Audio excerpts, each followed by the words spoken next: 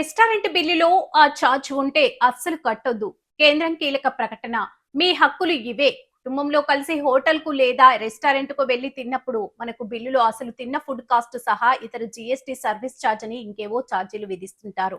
దీనికి చాలా మంది తెలియక అది ప్రభుత్వం విధిస్తున్న పన్ను కావచ్చని పెద్దగా ఆలోచించకుండా కట్టేస్తుంటారు. అయితే ఇది చాలా మంది చేసే తప్పు. సర్వీస్ ఛార్జ్ అనేది కస్టమర్ తన ఇష్టపూర్వకంగా హోటల్ యాజమాన్యానికి ఇచ్చే టిప్ లాంటిదే తప్ప ఇది తప్పనిసరేం కాదు. ఇక్కడ సర్వీస్ ఛార్జ్ ను హోటల్ యజమానులు తప్పనిసరిగా వసూలు చేసేందుకు వీల్లేదు. ఈ మేరకు కేంద్రం కీలక ప్రకటన చేసింది.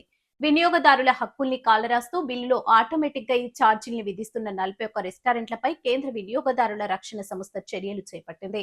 ప్రముఖ కేఫ్ సంస్థ చాయోస్ కు ఏకంగా 50,000 ఫైన్ విధించింది. కేంద్ర వినియోగదారుల వ్యవహారాల మంత్రి ప్రహ్లాద్ జోషి స్వయంగా విషయాన్ని తన ట్విట్టర్ వేదికగా పోస్ట్ చేశారు. చాయోస్ బార్బిక్యూ నేషన్ లిమిటెడ్ సహా మొత్తం 41 రెస్టారెంట్లపై చర్యలు తీసుకున్నట్లు వెల్లడించారు. సర్వీస్ ఛార్జ్ అనేది ఆప్షనల్ అని, ఇది ఖచ్చితం కాదని స్పష్టం చేశారు. రెస్టారెంట్లే స్వయంగా సర్వీస్ ఛార్జ్ ను డిఫాల్ట్ గా యాడ్ చేయొద్దని, ఇంకా వినియోగదారులు 1915 national consumer help line complaints చేయొచ్చని తెలిపారు.